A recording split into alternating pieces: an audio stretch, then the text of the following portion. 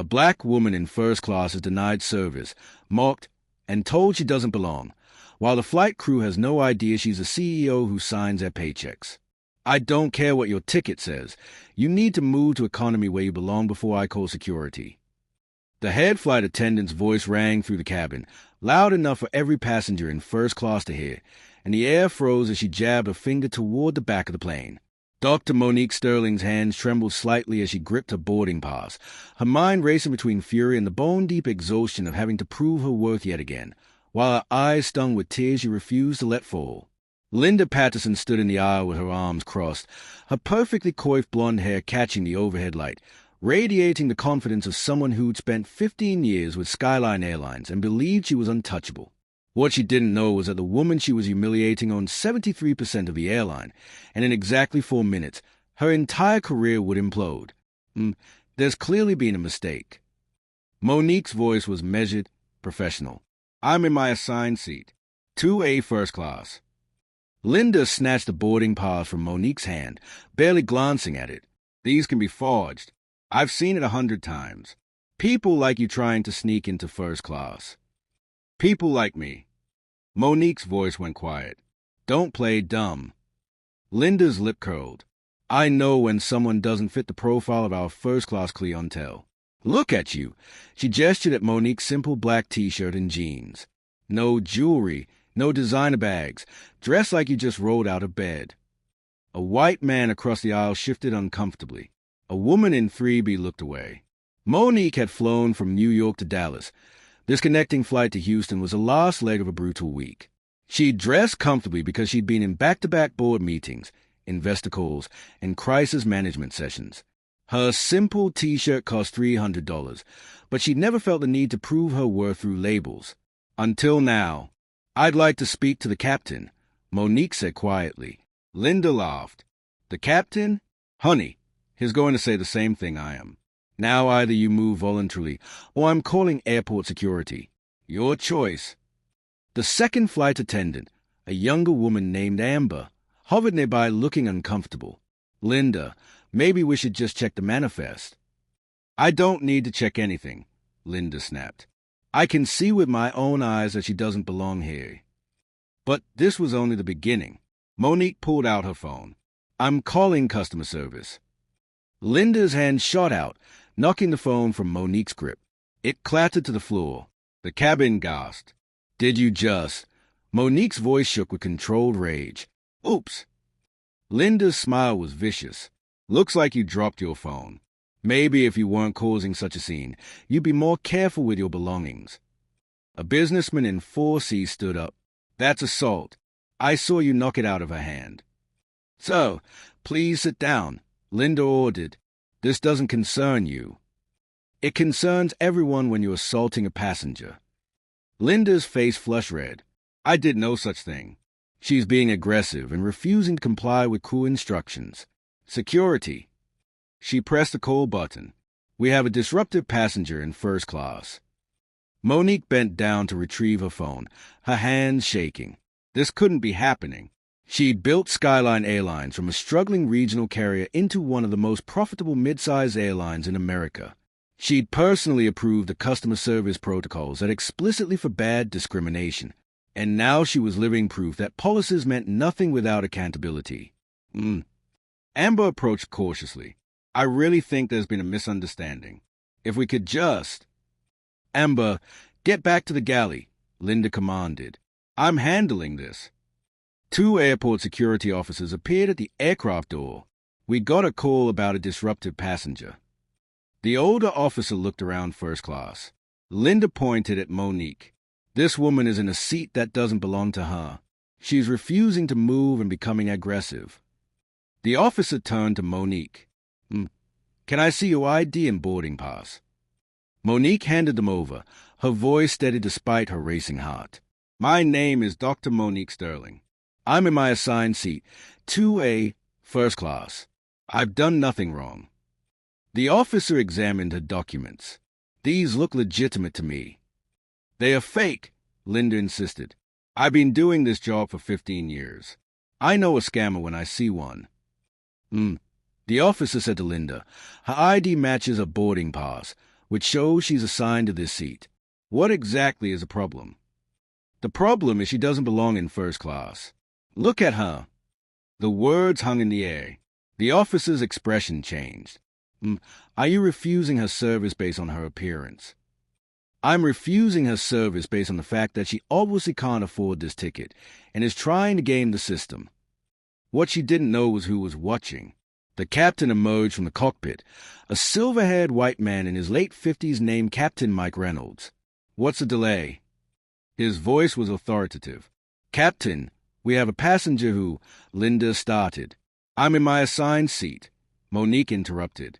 Your flight attendant is refusing to serve me and called security to have me removed. I'd like to know what Skyline's policy is on racial discrimination. Racial. Linda sputtered. This has nothing to do with race. Then what does it have to do with? Monique's voice was ice. You looked at me and decided I don't belong in first class. You didn't check the manifest. You didn't verify my ticket. You made an assumption based solely on my appearance. What else would you call it? Captain Reynolds held up a hand. Everyone, let's take a breath. May I see your boarding pass? He examined it carefully, then pulled out his tablet and checked the manifest. His face went pale. Oh my God, he whispered. What? Linda demanded. The captain looked at Monique, then at Linda, then back at Monique. Ms. Sterling, Dr. Sterling, I am so sorry for this incident. Linda, this passenger is exactly where she's supposed to be. This is her assigned seat. But, furthermore, the captain's voice dropped dangerously low. Do you have any idea who you're speaking to? Linda crossed her arms. I don't care if she's a Queen of England. She doesn't look like she belongs in first class, and I have a right to question suspicious. She owns this airline. The words dropped like a bomb. The cabin went silent. Linda's face drained of color. What? Dr. Monique Sterling is the CEO and majority shareholder of Skyline Airlines. Captain Reynolds said, his voice tight. You just accused your boss of being a scammer. You knocked the phone out of her hand. And you called security to have her removed from a seat on a plane that she owns. Be honest. What would you have done in this moment? Monique watched Linda's expression cycle through disbelief, horror, and panic. I didn't know. Linda stammered. You didn't know because you didn't check, Monique said quietly. You made an assumption. You saw a black woman in casual clothes and decided she couldn't possibly belong in first class. You didn't verify. You didn't question your bias. You just acted on it. Dr. Sterling, I apologize. Linda's voice was desperate now. You don't apologize to me, Monique interrupted. You apologize to every passenger who witnessed this. You apologize to the black women you've probably done this before who didn't have the power to fight back. You apologize to everyone who's ever been profiled, dismissed, and humiliated because of the color of their skin. Linda's mouth opened and closed. Actually, Monique continued, don't apologize. Just pack your things. You're fired. Effective immediately. You can't do that. Linda's voice rose. I have a union. I have seniority. You assaulted a passenger, me, in front of witnesses. You engaged in clear racial discrimination. Your union contract has a clause about conduct unbecoming of an airline employee.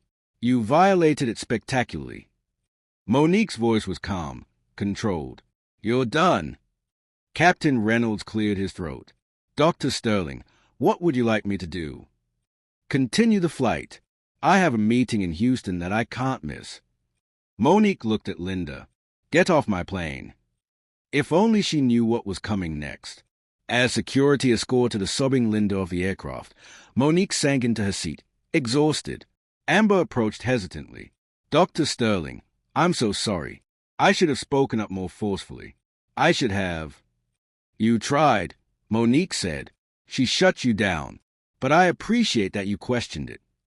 For what it's worth, this isn't the first time Linda's done something like this. There have been complaints. Monique's head snapped up. Complaints? What complaints? Amber looked nervous. I shouldn't say. I could get in trouble. You won't get in trouble. I'm the CEO. Tell me. There have been at least 3 formal complaints about Linda treating passengers of color differently, questioning their tickets, being rude, refusing service. They were all dismissed by her supervisor. Who's her supervisor? Michael Chen, director of in-flight services. Monique made a note on her phone. Thank you for telling me. Amber, what's your last name? Rodriguez. Amber Rodriguez. Thank you, Amber Rodriguez. Your honesty is noted. As Amber returned to her duties, the businessman from 4C leaned across the aisle. Dr. Sterling, I'm James Davidson. I'm an attorney. I recorded that entire interaction on my phone, if you need it for any legal proceedings. Thank you, Mr. Davidson. I may take you up on that. The woman from 3B spoke up. I'm so sorry that happened to you. That was absolutely horrific to witness. I should have said something sooner. Others murmured agreement. Monique nodded, accepting their words, but inside she was seething. Not just at Linda. At the system that had allowed Linda to behave this way for 15 years. At the complaints that had been dismissed. At the supervisor who'd looked the other way. At the fact that she, the CEO, had just experienced the exact kind of discrimination she'd spent years trying to eliminate from her company. But here's the part that changed everything. Midway through the flight, Monique opened her laptop and accessed Skyline's internal complaint database. She had to know. She searched Linda Patterson's employee file. What she found made her blood boil. 3 formal discrimination complaints in the past 2 years. June 2022, black male passenger in business class. Linda questioned his ticket 3 times and made him show his credit card to prove he'd purchased it. Complaint filed. Dismissed as misunderstanding. March 2023, Latina woman in first class. Linda refused to serve her alcohol, claiming she looked underage despite being 47 years old. Meanwhile, Linda served white passengers in their 20s without checking ID. Complaint filed. Dismissed as judgment call.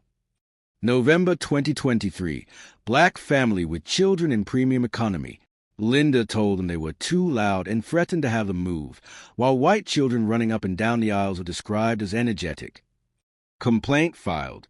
Dismissed as differing customer service philosophies. All 3 complaints reviewed and dismissed by Michael Chen. Monique's fingers flew across the keyboard, pulling up Michael Chen's file. And there it was. Chen had dismissed 17 complaints of discrimination in the past 3 years.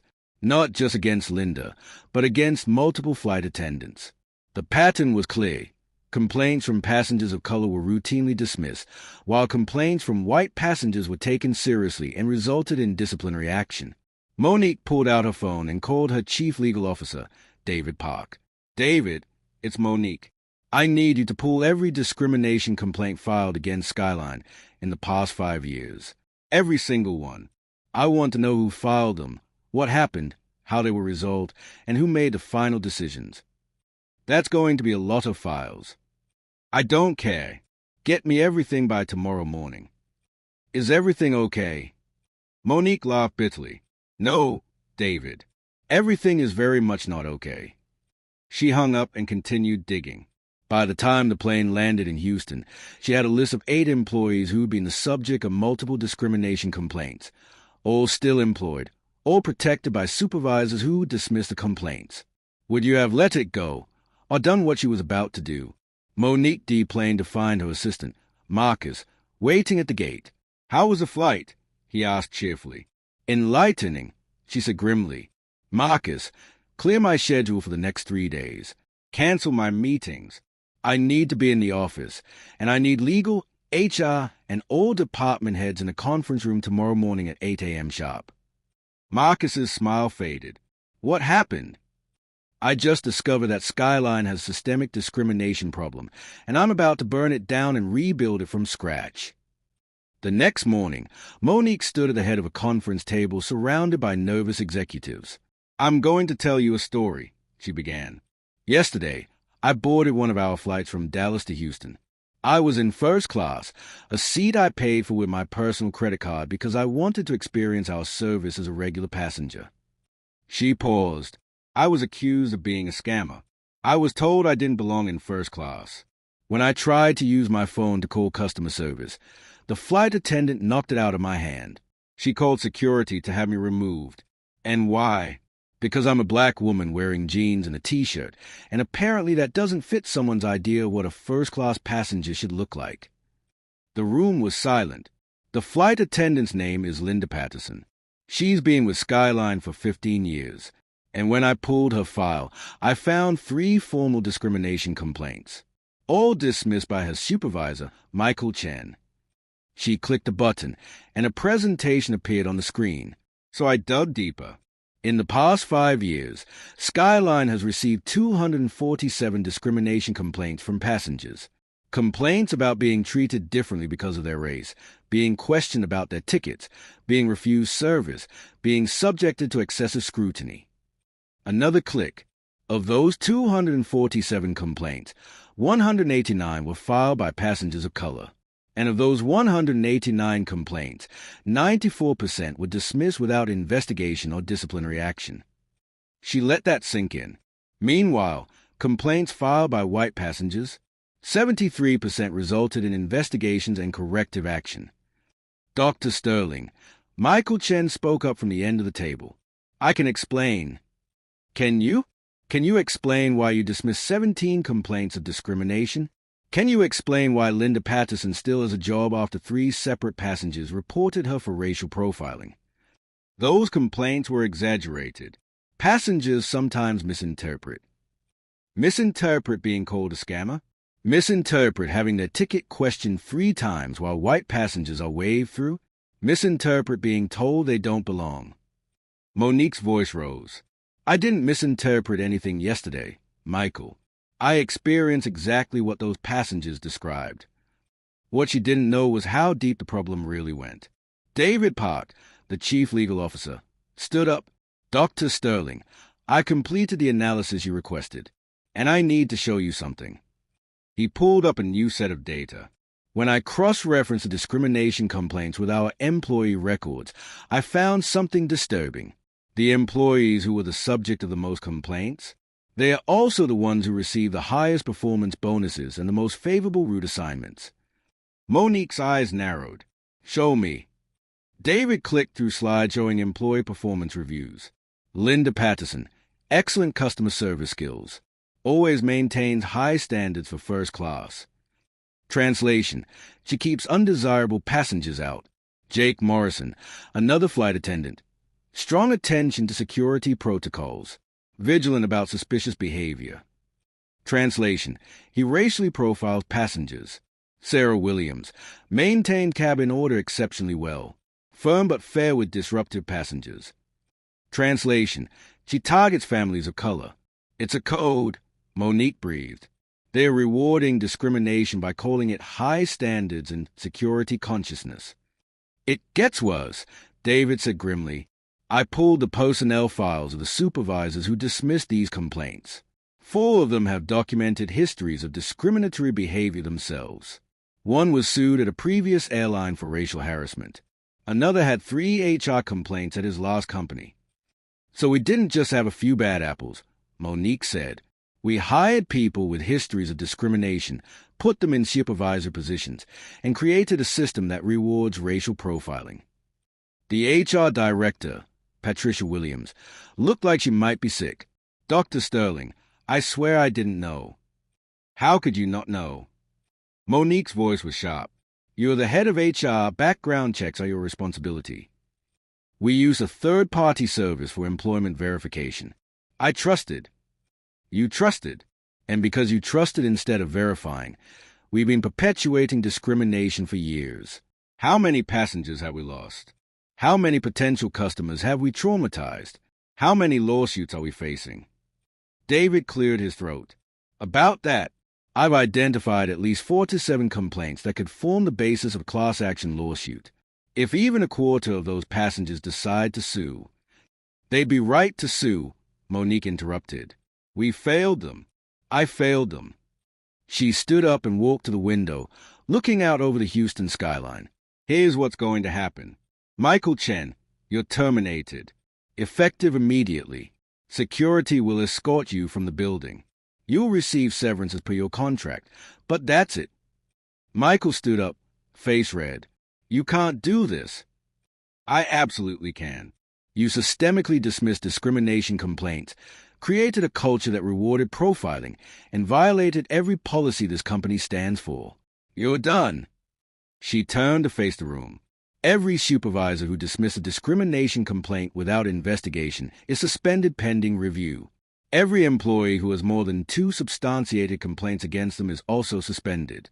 HR will conduct full investigations, and anyone found to have engaged in discriminatory behavior will be terminated. Dr. Sterling, one of the executives, spoke up. That could be dozens of employees. We'll be short-staffed.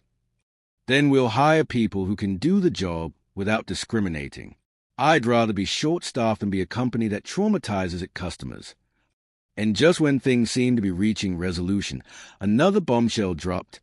Patricia from HR raised her hand. Dr. Sterling, there's something else you need to know. What? When David asked me to pull the complaint files, I found something odd. There's a gap in the records. From January 2021 to June 2021, there are no discrimination complaints filed. 0, which seems statistically impossible. What are you saying?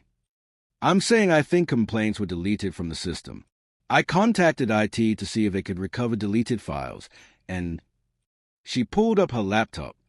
They found 73 complaints that had been purged from the database. Purged by who? Michael Chen's login credentials. He had administrator access to the complaint system. He wasn't just dismissing complaints. He was deleting them entirely. The room erupted. Monique felt sick. Pull those files. All of them. I want to see every single one. An hour later, she sat alone in her office, reading through the recovered complaints. They were heartbreaking. A black woman who'd been made to prove she could afford her ticket by showing her bank statement in front of other passengers. An Asian man who'd been accused of trafficking because he was traveling with his adopted daughter who didn't look like him. A Muslim woman who'd been forced to have her hijab inspected for security reasons while white passengers with hats walked through unchallenged. A Latino family who'd been split up and seated separately after a flight attendant claimed they were too loud during boarding, even though they'd been speaking at normal volume. All of these complaints deleted. All of these people dismissed. Monique's phone rang. It was David. I've got bad news, he said. I just got served. It's a class action lawsuit. 43 former passengers alleging discrimination, hostile treatment, and emotional distress. They're seeking $50 million in damages. They should seek more, Monique said quietly. What? I said they should seek more. What we did to these people is unconscionable. We don't deserve to get off easy. Monique, as your legal counsel, I have to advise you not to say things like that. As the CEO and majority owner of this company, I'm telling you I'm not fighting this lawsuit. I'm settling, generously, and I'm personally apologizing to every single one of those 43 people. If only the public knew what she was about to do next. Monique called an all-staff meeting for the following Monday. Every Skyline employee, flight attendants, pilots, ground crew, corporate staff, was required to attend either in person or via video conference. Monique stood in front of the cameras, her face grave. I'm here today to tell you something that's going to be uncomfortable to hear. Skyline Airlines has a discrimination problem, not just a few bad employees. A systemic, institutional problem that goes back years. She detailed what she'd found. The complaints, the dismissals, the deletions. Last week, I was personally subjected to discrimination on one of our flights. I was accused of being a scammer, told I didn't belong in first class, and nearly removed from the aircraft, all because of the color of my skin. And when I investigated, I found that what happened to me has been happening to our passengers for years. The staff listened in stunned silence. Effective immediately, we're implementing the following changes. 1. Every discrimination complaint will be investigated by an independent third party, not by supervisors who may have their own biases. 2. Every employee will undergo mandatory anti-bias training, not the checkbox kind. Real, meaningful training that challenges assumptions and builds empathy. 3. We're creating a passenger advocate position, someone whose sole job is to ensure complaints are heard and addressed. 4. Any employee with multiple substantiated complaints will be terminated. No exceptions. I don't care about seniority or union contracts. Discrimination is a firing offense. 5. We're settling the class action lawsuit. Not fighting it. Settling it. And I'm personally calling each plaintiff to apologize. She paused. Some of you are thinking this is an overreaction, that I'm being too harsh, that people make mistakes. But here's the thing. What happened to me wasn't a mistake. What happened to those 43 plaintiffs wasn't a mistake. It was a pattern. And patterns don't change without radical action. If you can't treat every passenger with dignity and respect, regardless of their race, religion, clothing, or appearance, you don't belong at Skyline Airlines, and I will personally ensure you're removed. Would you have been this bold, or would you have handled it quietly? The backlash was immediate. Conservative media outlets accused Monique of woke virtue signaling and canceling loyal employees. The flight attendants union threatened to strike. Some longtime employees quit in protest. But something else happened too. Passengers started sharing their stories. On social media, in news interviews, in op-eds, Black passengers, Latino passengers, Asian passengers, Muslim passengers, all telling stories of how they've been treated on Skyline flights, how they've been questioned, profiled, humiliated. And every story validated what Monique had found in her investigation. Then the applications started coming in.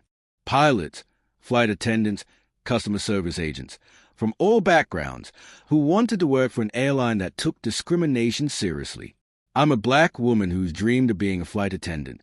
One application read, but I've been terrified to work in an industry where I might be treated the way I've been treated as a passenger. If Skyline is really changing, I want to be part of it. The public response was overwhelmingly positive. Bookings increased by 23% in the first month after Monique's announcement. Revenue from passengers of color, a demographic Skyline had been losing market share in, jumped 47%. And the stories kept coming. Not accusations. Praise. I flew Skyline last week, and for the first time in my life, I wasn't questioned about my ticket. The flight attendant welcomed me warmly and didn't treat me like a security threat. I saw a Muslim woman board with a hijab, and the crew treated her with the same respect as everyone else. It brought me to tears.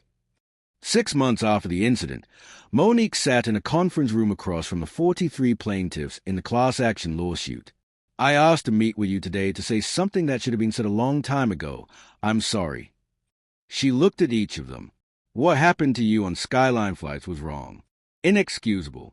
You were treated as less than, as suspicious, as unwelcome, and that should never have happened. I failed you. My company failed you.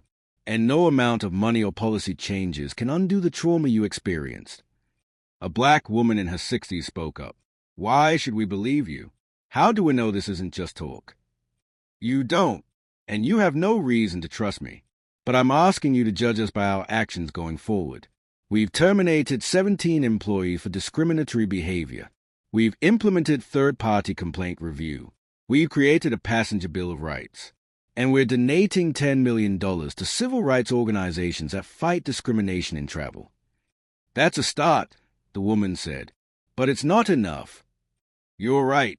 It's not. That's why I'm also proposing something else. Monique pulled out a document. I want to create a passenger advisory board, made up of people who've experienced discrimination, people who can review our policies, audit our practices, and hold us accountable. And I'd like all of you to be the founding members. The room was silent. You want us to help run the airline? A Latino man asked skeptically. I want you to help make sure what happened to you never happens to anyone else. You'll be paid for your time. You'll have real authority. And if we backslide, you'll have the power to call us out publicly. Another woman, the one who'd been forced to show her bank statement, leaned forward. Will we have access to complaint data? Yes. Full transparency. Can we recommend terminations? Yes. Can we override executive decisions if we think they are discriminatory? Monique hesitated, then nodded. Yes, with a majority vote of the board. Then I'm in, the woman said, not because I forgive you, but because I want to make sure this never happens to another black woman. One by one, the others agreed. But here's what made this moment truly transformative.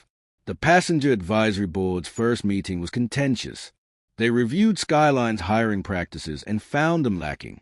Your job postings say you're looking for polished and professional flight attendants, one board member pointed out. Those are code words. They are used to screen out candidates who don't fit a certain aesthetic, usually people of color. Change it, Monique said to her HR director. But those are standard industry terms. I don't care what the industry does. Change it. They reviewed the dress code and found it discriminatory against natural black hairstyles. Your policy says hair must be neat and controlled, another board member noted. That's been used to ban locks, braids, and natural hair. Change it. They reviewed the complaint process and found it intimidating. Passengers have to fill out a 5-page form and provide their personal information, a member said. Many people of color don't trust institutions with their data. Make it simpler. Make it anonymous. Make it accessible. With each change, Skyline became more welcoming, more inclusive, more just. And Monique felt the company transforming into what she'd always envisioned. But the real test came 8 months after the incident. A flight attendant, one who'd survived the purge, was caught on video making a racist comment to a passenger. The video went viral. Social media erupted. Skyline hasn't changed. Same discrimination, different day. Monique acted within hours. The flight attendant was fired. A public apology was issued. The passenger was compensated and offered a seat on the advisory board. But more importantly, Monique held a press conference. We're not perfect, she said. We're never going to be perfect. Bias isn't eliminated overnight. But what separates us now from who we were is accountability. When we fail, and we will fail, we own it, we fix it, and we do better. And just when Monique thought the transformation was complete, she received a letter that changed everything. The letter was from Linda Patterson, the flight attendant who'd started it all. Dear Dr. Sterling, I know I have no right to contact you. I know you probably don't want to hear from me. But I need to say this. What I did to you on that flight was wrong. Not just wrong, evil. I was racist. I was cruel. I abused my power. And I hurt you in a way that I'm only now beginning to understand. Since being fired, I've had a lot of time to think, to really examine my behavior, to confront the biases I spent my whole life denying I had. I've started therapy. I read books about racism and implicit bias. I've listened to podcasts by black women sharing their experiences. And with every story, I see myself as a villain, as a person who made someone feel small, unwelcome, less than. I can't undo what I did. I can't give you back the dignity I tried to take. But I wanted you to know that your courage in standing up to me changed my life. It forced me to see what I'd become. I'm not asking for forgiveness. I don't deserve it. I'm just asking that you know that the work you're doing matters. That holding people accountable, even when it's hard, even when there's backlash, changes things. You change me. I'll spend the rest of my life trying to be better, trying to undo the harm I caused. Thank you for not letting me get away with it. Linda Patterson. Monique read the letter 3 times. She didn't know if Linda's transformation was genuine. Time would tell. But she appreciated the acknowledgement, the accountability, and it reinforced something she'd learned through this entire ordeal. Justice isn't just about punishment. It's about transformation. It's about creating systems where harm is less likely to occur. It's about accountability leading to growth. 1 year after the incident, Monique boarded a Skyline flight from Houston to New York. First class, seat 2A, wearing jeans and a t-shirt. The flight attendant greeted her warmly. Welcome aboard, Dr. Sterling. It's an honor to have you flying with us today. Thank you, but please, treat me like any other passenger. We treat all our passengers with respect and dignity, the flight attendant said with a smile. That's the Skyline way. As Monique settled into her seat, she noticed a young black woman across the aisle, also in first class, also dressed casually. No one questioned her ticket. No one suggested she didn't belong. She was simply welcomed aboard. And in that moment, Monique felt something she hadn't felt in a long time. Pride. Pride in her company. pride in the changes they'd made, pride in the culture they were building. It wasn't perfect. There would be setbacks. There would be more failures. But they were trying, really trying. And that mattered. 2 years after the incident, Skyline Airlines won the NAACP Corporate Responsibility Award for its work in combating discrimination in the travel industry. Monique stood on stage, accepting the award, thinking about how far they'd come. 17 employees terminated for discriminatory behavior. An entire supervisory structure overhauled. Mandatory bias training that actually changed behavior. A passenger advisory board with real power. $10 million donated to civil rights organizations.